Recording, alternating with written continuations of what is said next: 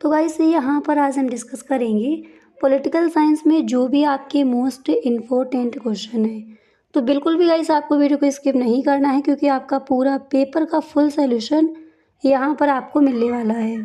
तो गाइस यहाँ पर जो फर्स्ट क्वेश्चन है उसको आप देख सकते हो कि यूरोपीय संघ के झंडे में सितारे हैं। तो यहाँ पर पहले ऑप्शन देखिए, यहाँ पर राइट ऑप्शन कौन सा होगा। फर्स्ट नंबर पर ऑप्शन मिला है 10, सेकेंड नंबर पर ऑप्शन है 12, इसके बाद थर्ड नंबर पर ऑप्शन है 13, इसी तरह से गाइस नेक्स्ट है 14। तो यूरोपीय संघ के झंडे में सितारे हैं, कितने हैं? 12। ठीक है। इसी तरह से गाइस नेक्स्ट क्वेश्चन है कि बोल्शेविक क्रांति कहाँ हुई, और इस क्वेश्चन को एक बार हम देख भी चुके हैं, दोबारा से देख लीजिए। तो बोल्शेविक क्रांति कहाँ हुई? फर्स्ट ऑप्शन है रूस, सेकेंड ऑप्शन है फ्रांस, इसके बाद गाइस नेक्स्ट यहाँ पर है इंग्लैंड, एंड इसी तरह से नेक्स्ट है जापान। तो आपको बताना है कि बोल्शेविक क्रांति कहाँ हुई। तो यहाँ पर गाइस जो फर्स्ट नंबर पर आपका ऑप्शन दिया गया है रूस, यही आपका हो जाएगा राइट ऑप्शन। ठीक है। इसी तरह से गाइस अगला क्वेश्चन यहाँ पर दिया गया है कि एमनेस्टी इंटरनेशनल संस्था की स्थापना व मुख्यालय कहाँ है। तो फर्स्ट नंबर पर ऑप्शन है लंदन में, और स्थापना कब हुई? 1961। सेकेंड नंबर पर ऑप्शन है कि न्यूयॉर्क, और इसकी स्थापना कब हुई? 1971 में। और थर्ड नंबर पर ऑप्शन मिला है कि लंदन, इसका मुख्यालय लंदन में है, और इसकी स्थापना कब हुई? 1951। तो यहाँ पर और फोर्थ नंबर पर ऑप्शन आप देख सकते हो। तो राइट ऑप्शन आपका हो जाएगा लंदन 1961। ठीक है। इसी तरह से गाइस नेक्स्ट है कि 2 जून 2014 को भारत का 29वां राज्य बना। कौन सा राज्य बना? फर्स्ट नंबर पर ऑप्शन है छत्तीसगढ़, सेकेंड नंबर पर है महाराष्ट्र, इसी तरह से गाइस थर्ड नंबर पर है तेलंगाना, और इसके बाद फोर्थ नंबर पर ऑप्शन है आंध्र प्रदेश। तो यहाँ पर आपको बताना है कि इसका जो राइट ऑप्शन है वो कौन सा हो जाएगा। तो 2 जून 2014 को भारत का 29वां राज्य बना। तो यहाँ पर जो आपका ऑप्शन है तेलंगाना, यही आपका हो जाएगा राइट ऑप्शन। तो यहाँ पर राइट ऑप्शन हो जाएगा तेलंगाना। इसी तरह से गाइस अगला क्वेश्चन है कि भारत पाकिस्तान के बीच कारगिल युद्ध हुआ, तो कब हुआ था? फर्स्ट नंबर पर ऑप्शन है 1999 में, नेक्स्ट है 1990, इसके बाद थर्ड ऑप्शन है 1996, इसके बाद गाइस फोर्थ नंबर पर 1995। तो भारत पाकिस्तान के बीच कारगिल युद्ध हुआ 1995। जो ऑप्शन मिला है आपका गलत ऑप्शन है। 1996 ऑप्शन भी आपका रॉन्ग है। 1990 भी ऑप्शन आपका रॉन्ग है। तो राइट ऑप्शन हो जाएगा 1999 में भारत पाकिस्तान के बीच कारगिल युद्ध हुआ। इसके बाद नेक्स्ट है कि सिक्किम का भारत में विलय कब हुआ था। फर्स्ट यहाँ पर ऑप्शन है 1975, सेकेंड ऑप्शन है 1974, थर्ड ऑप्शन है 1973, इसी तरह से फोर है 1972। तो सिक्किम का भारत में विलय कब हुआ था? ठीक है। तो सिक्किम भारत में विलय कब हुआ था? 1972 में। ये यहाँ पर आपका ऑप्शन राइट नहीं होगा। 1975 जो ऑप्शन है ये आपका राइट है। 1974, 1973, 1972 आपके रॉन्ग ऑप्शन है। ठीक है। अब यहाँ पर हम देखेंगे एक वाक्य में उत्तर दीजिए, इस टाइप के जो आपके क्वेश्चन दिए जाते हैं। तो चलिए गाइस देख लेते हैं फर्स्ट क्वेश्चन यहाँ पर क्या है। दिया गया है कि आसियान का पूरा नाम क्या है। आप लिखोगे आसियान का पूरा नाम association of south east Asian Nations, जिसे हिंदी में दक्षिण पूर्व एशियान राष्ट्रों का संघ कहते हैं। अब इसी तरह से गाइस आपका नेक्स्ट क्वेश्चन क्या है उसको देख लीजिए। नेक्स्ट है कि संयुक्त राष्ट्र संघ की स्थापना दिवस कब मनाया जाता है। तो आप लिखोगे संयुक्त राष्ट्र संघ की स्थापना दिवस 24 अक्टूबर 1945 को हुई थी, इसलिए हर साल 24 अक्टूबर को संयुक्त राष्ट्र दिवस के रूप में मनाया जाता है। इसके बाद नेक्स्ट क्वेश्चन है कि जम्मू और कश्मीर पुनर्गठन अधिनियम कब बना। तो आप लिखोगे जम्मू और कश्मीर पुनर्गठन अधिनियम 2019 5 अगस्त 2019 को पारित किया गया, जिसमें जम्मू और कश्मीर 2 भागों में विभाजित किया। अगला क्वेश्चन है, सन 1947 में बिहार में किसने और क्यों आंदोलन किया। अब ये आपके जो क्वेश्चन है इनका आंसर आपको लॉन्ग में लिखना है। तो आप लिखोगे सन 1947 में बिहार में स्वतंत्रता के लिए आंदोलन चल रहे थे, जिसमें विभिन्न किसान, मजदूर और छात्र संगठनों ने, और आपको लिखना है मजदूर और छात्र संगठनों ने भाग लिया था। इन आंदोलनों का मुख्य उद्देश्य ब्रिटिश शासन से मुक्ति प्राप्त करना था। इसके बाद आप लिखोगे कि स्वतंत्रता संग्राम में बिहार की भूमिका, हेडिंग डालोगी।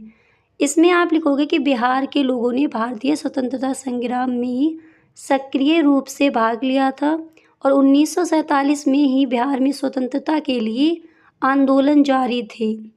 किसान आंदोलन में आप लिखोगे बिहार में किसानों ने जमींदारों और ब्रिटिश सरकार के खिलाफ आंदोलन किया क्योंकि वे अपनी जमीन और हथियारों के लिए संघर्ष कर रहे थे। मजदूर आंदोलन, हेडिंग डालकर आप लिखोगे कि बिहार में औद्योगिक मजदूरों ने भी अपने अधिकारों के लिए आंदोलन किया क्योंकि वे खराब कामकाजी परिस्थितियों और कम वेतन से परेशान थे। छात्र आंदोलन में आप लिखोगी कि बिहार के छात्रों ने भी स्वतंत्रता संग्राम में सक्रिय रूप से भाग लिया और उन्होंने ब्रिटिश सरकार के खिलाफ आंदोलन किए।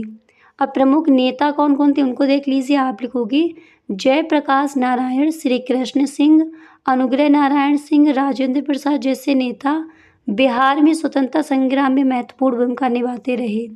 भारत छोड़ो आंदोलन, हेडिंग डालकर आप लिखोगे 1942 में बिहार ने भारत छोड़ो आंदोलन में भी सक्रिय भूमिका निभाई, जिसमें कई लोगों को गिरफ्तार किया गया और कुछ शहीद भी हुए।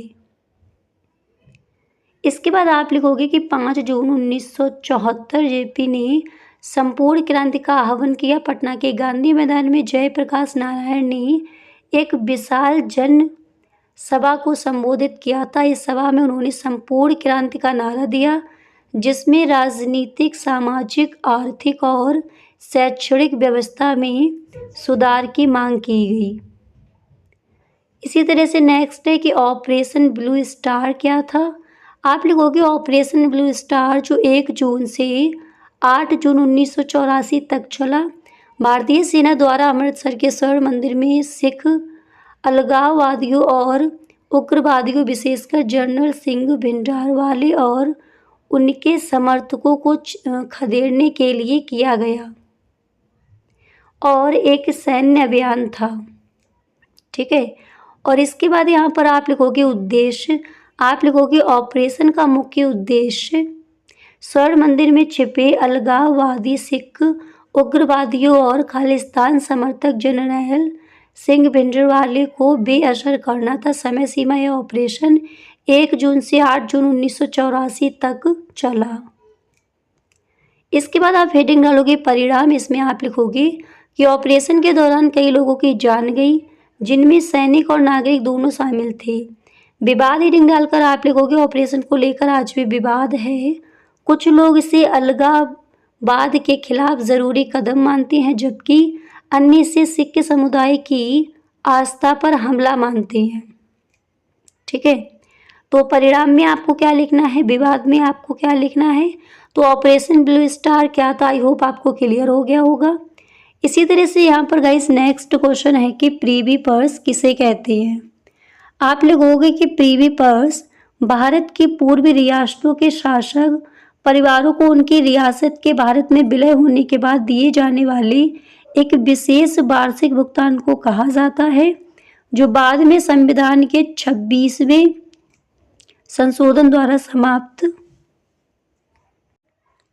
क्या लिखोगे, जो बाद में संविधान के 26वें संशोधन द्वारा समाप्त कर दिया गया था। ठीक है, तो प्रिवी पर्स किसे कहते हैं, इस तरह से लिखोगे। इसके बाद इसकी परिभाषा देख लीजिए। आप लिखोगे कि प्रिवी पर्स भारत की स्वतंत्रता के बाद रियासतों के शासक परिवारों को उनके शासक अधिकारों को समाप्त करने के बदले में दिए जाने वाले एक समझौते के हिस्से के रूप में एक वार्षिक भुगतान था। ठीक है, तो प्रिवी पर्स किसे कहते हैं, तो इसकी परिभाषा को आप इस तरह से लिखोगे।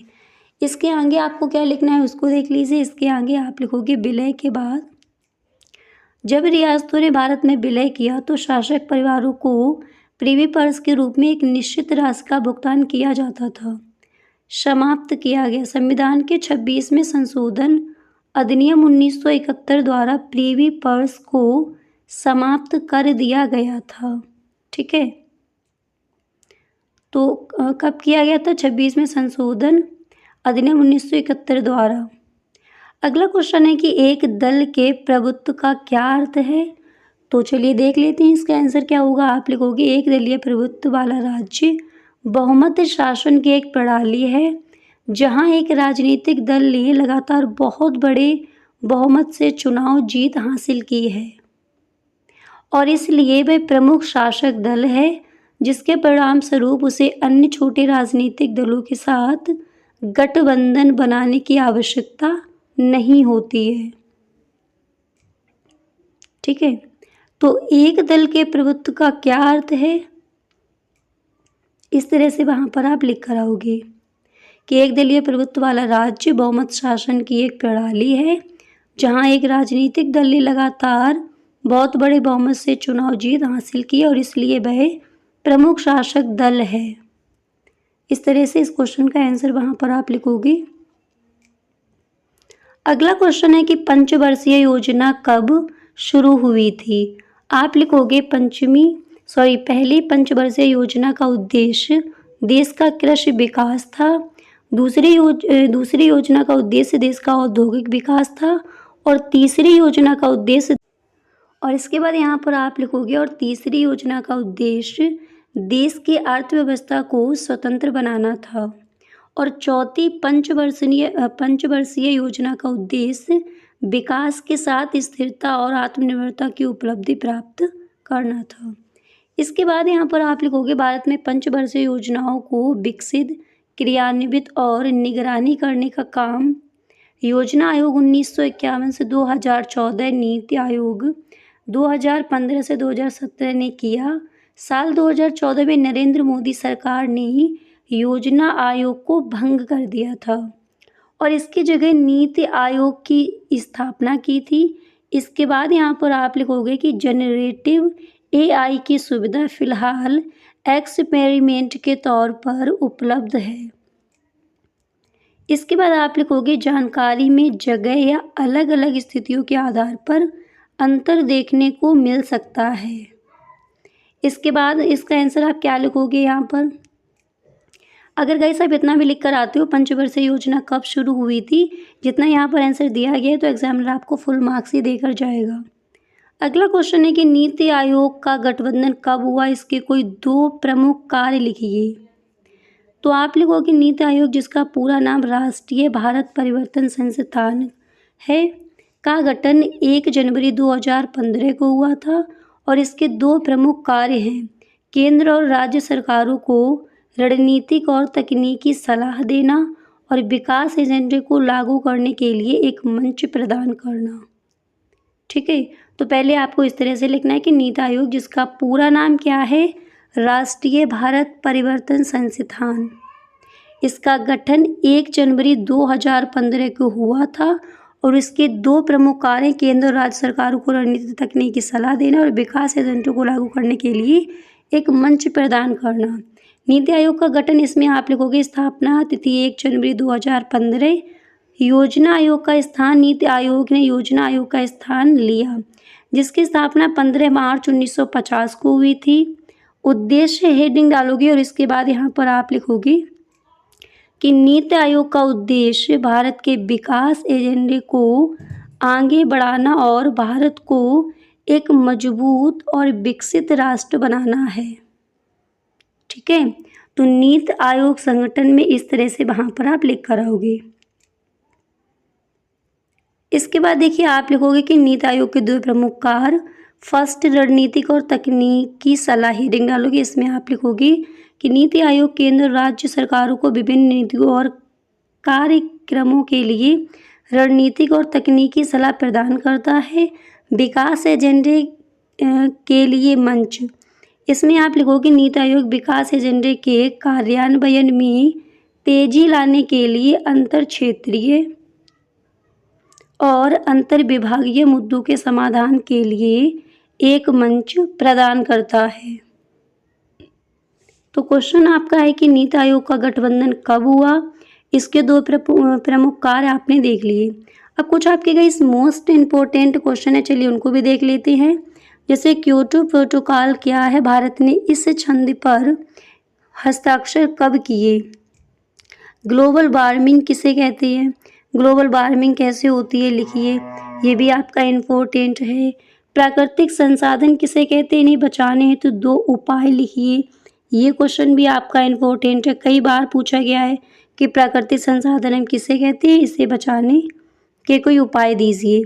अब कुछ मोस्ट इम्पोर्टेंट क्वेश्चन है आगे, इनको भी हम देख लेते हैं, उसके बाद इन प्रश्नों के आंसर भी आपको मिल जाएंगे। जैसे क्वेश्चन है कि वैश्वीकरण क्या है? इसकी दो विशेषताएं लिखिए, इसको आप तैयार कर लेंगे। इसी तरह से मूलवासियों की दो मांगें लिखिए, इसको भी आपको तैयार कर लेना है। इसी तरह से वैश्वीकरण में प्रौद्योगिकी का क्या योगदान है समझाइए, इसको तैयार कर लीजिए, इसको आप देख ही चुके हो। ग्लोबल वार्मिंग कैसे होती है लिखिए। इसी तरह से नेक्स्ट क्वेश्चन यहाँ पर जो दिया गया है उसको भी शायद आप देख चुके हो कि प्राकृतिक संसाधन किसे कहते हैं, इसे बचाने के उपाय बताइए। ठीक है, अब गाइस ये जो आपके क्वेश्चन है, इन क्वेश्चंस के आंसर आपको कहाँ मिलेंगे? तो जो आपका नेक्स्ट वीडियो होगा उसमें जो आपके क्वेश्चन दिए जाते हैं, उन जो आपके लॉग में आंसर लिखने के लिए आते हैं, उन क्वेश्चंस पर हम डिस्कस करेंगे। तो गाइस उस वीडियो को देखना आप ना भूलें। क्लियर? मिलते हैं नेक्स्ट वीडियो में। Thank you so much.